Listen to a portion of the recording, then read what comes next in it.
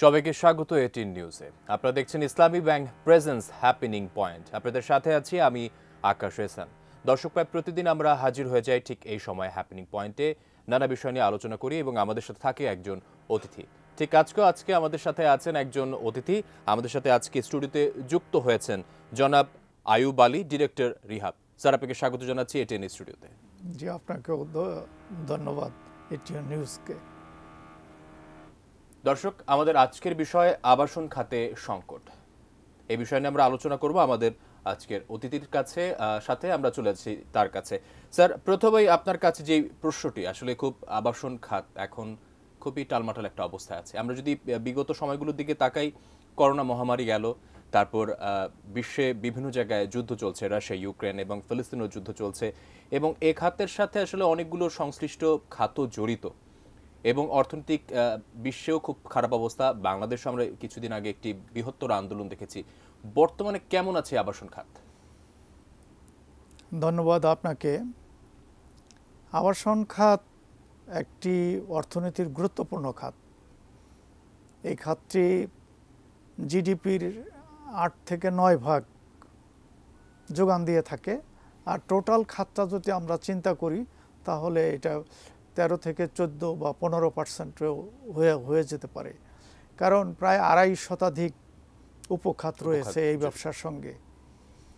আর এই খাতটা অর্থনীতির অত্যন্ত গুরুত্বপূর্ণ খাত। সারা পৃথিবীতে এই যুদ্ধ বিগ্রহ লেগে আছে, আমাদের দেশেও আন্দোলন হয়ে গেল, একটা বিরাট আন্দোলন, বিরাট পট পরিবর্তন।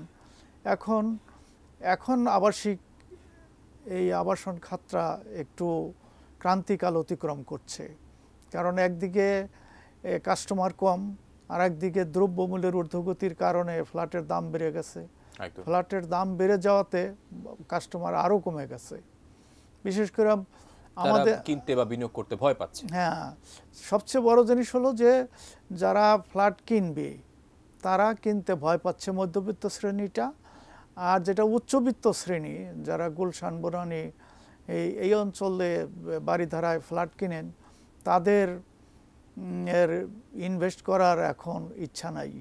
কারণ কালো টাকা বা অপ্রদর্শিত টাকাটাই তারা এখানে বিনিয়োগ করত, কিন্তু এই অপ্রদর্শিত টাকাটা এখন বিনিয়োগ করার তাদের হাতে সুযোগ কম বা ইচ্ছাও নাই।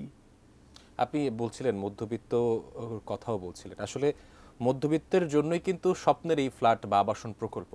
মধ্যবিত্তের হাতের নাগালে আসলে কবে আসবে আপনার মনে হয়? আসলে কি যেতে পারছে কিনা আবাসন খাতগুলো? আমার মনে হয় মধ্যবিত্তের হাতের নাগালে আসা একটা খুব সহজ ব্যাপার না।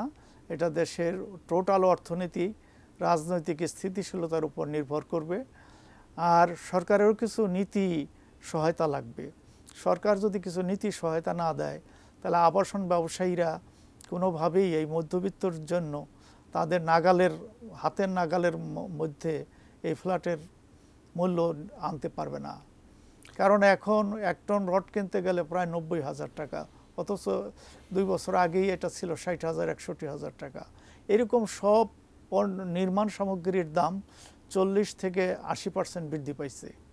তাই সেই ক্ষেত্রে ফ্ল্যাটের দামও এরকম 40 থেকে 80% বৃদ্ধি পাওয়ার কথা, যদিও আমরা সেই পর্যায়ে বৃদ্ধি করতে পারি নাই।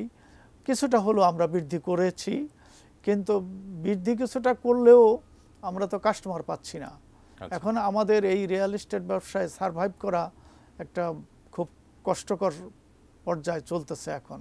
আসলে দীর্ঘদিন ধরে রিহ্যাবও কাজ করছে, তো রিহ্যাব আসলে নীতি নির্ধারণী পর্যায়ে যারা আছে তাদের সাথে আলোচনা করে ফলপ্রসূ কোনো সমাধান কি পায়নি?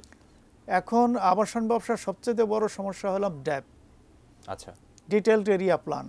এই ডিটেলড এরিয়া প্ল্যান যেটি একটি অপরিকল্পিত একটা প্ল্যান, কারণ ঢাকা শহর থেকে মানুষকে কমিয়ে দেওয়ার জন্য একটা দূরদর্শী একটা প্ল্যান। এটা মানুষকে তো জোর করে এই শহর থেকে সরানো যাবে না। মানুষকে সরাইতে হলে এমনভাবে সরাইতে হবে যিনি মানুষ ইচ্ছা করে ঢাকা শহর ছেড়ে দেয়।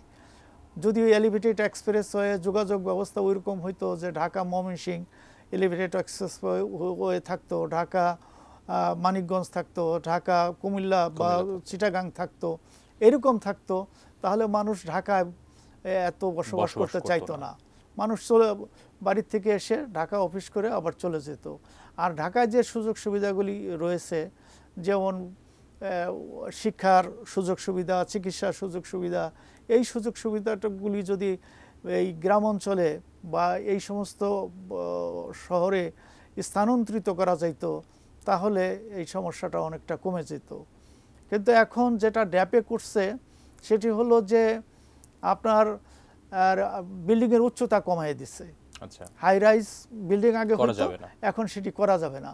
আগে যেখানে 10 তলা করা যেত, এখন সেখানে 5 তলা করা যায়। আর কিছু এলাকায় এইরকম কিছু এলাকায় ফার অবশ্য বেশি আছে, যেমন গুলশান, বনানী, বারিধারা, জলশিরি, বসুন্ধরা, এগুলাতে ফার বেশি আছে। আর ঢাকা শহরের 62 থেকে 64% এলাকার ফার হলো 1 থেকে 2। তার মানে কোনো যদি 5 কাঠা জমি থাকে 25 ফুট রাস্তার পাশে, তাহলে ওইখানে আপনার 4 তলার বেশি করতে পারবেন না।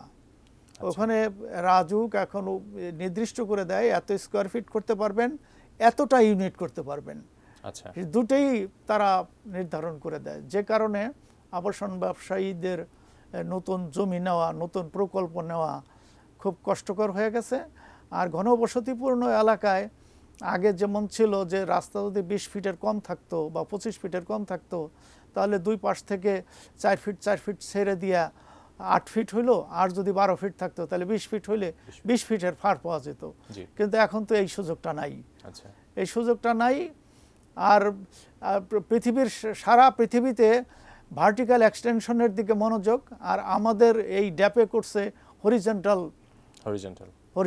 তো হরিজন্টাল করলে ঢাকা শহরের আশেপাশে যে নদী, নালা, খাল, বিল রয়েছে, কৃষি জমি রয়েছে, এগুলা তো অচিরেই এই বিষয়টি নিয়ে আপনার সাথে আরো কথা বলবো একটি বিরতির পর। ফিরে আসছি আপনার কাছে।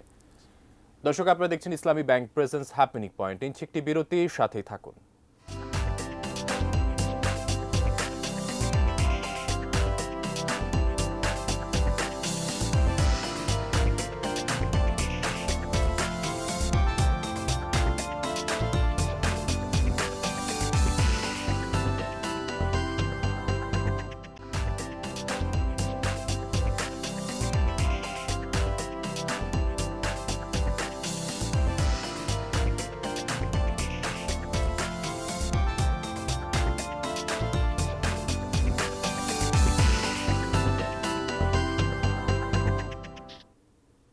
দর্শক, বিরতির পর আবারও ফিরে এলাম ইসলামী ব্যাংক প্রেজেন্স হ্যাপেনিং পয়েন্ট। আমরা চলে যাচ্ছি আমাদের অতিথির কাছে। স্যার, আপনার কাছ থেকে জানছিলাম ড্যাবের বিষয়। আসলে আপনি বুঝাচ্ছিলেন যে আসলে বর্তমান যে সময়, সে সময়ের সাথে ড্যাবের যে পরিকল্পনা তা একদমই উপযোগী নয়। আসলে এই ব্যাপারটি আমরাও লক্ষ্য করছি এবং আপনারা কথা বলেছেন আসলে রাজুকের সাথে সংশোধনের জন্য। এবং আপনার কথার মাঝে একটি বিষয় ফুটে এসেছিল, আসলে ঢাকা ছাড়া অন্যান্য পার্শ্ববর্তী এলাকাগুলোরও উন্নয়ন সেভাবে হচ্ছে না। আর আবাসন প্রকল্পগুলো আসলে কি কারণে ঢাকা কেন্দ্রিক হয়ে গেছে, বা ঢাকার বাইরেও তারাও কোনো প্রজেক্ট করছে না সেভাবে মানুষের জন্য, এই বিষয়টি কিভাবে দেখছেন?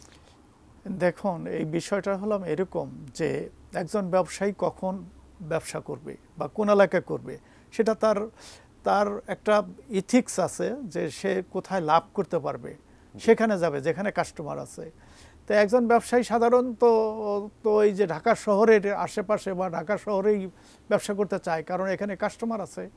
আর দূরবর্তী অঞ্চল যেগুলো আছে, রংপুর, দিনাজপুর, রাজশাহী, এগুলোতেও আমাদের আবাসন ব্যবসা শুরু হয়েছে, কিন্তু শুরু হলেও এটা ওইরকম লাভজনক না।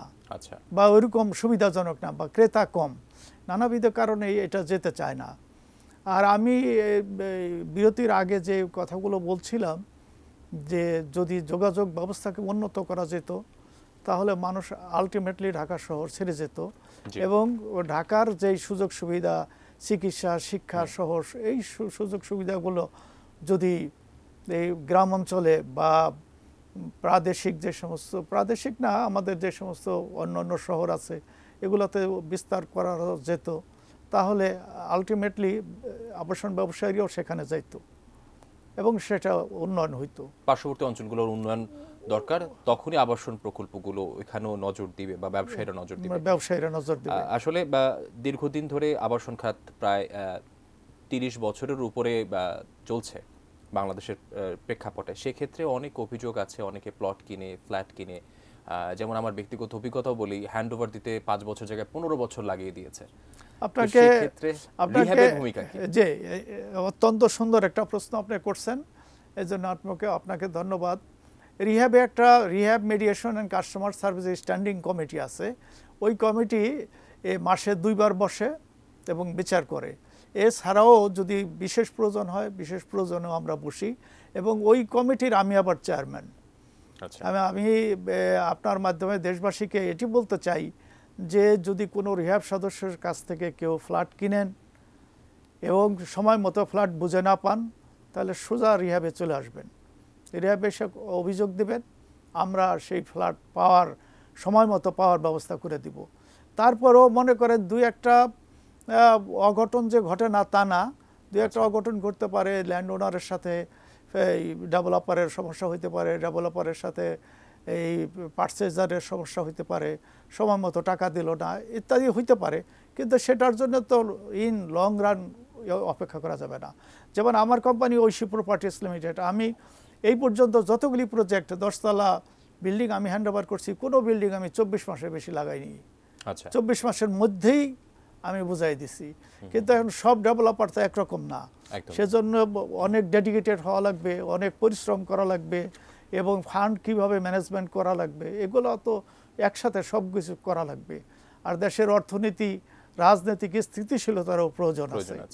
এগুলো ছাড়া তো আমি অনেক কিছু চাইলাম, কিন্তু আমি পরিবেশ পাইলাম না, তাইলে তো হবে না।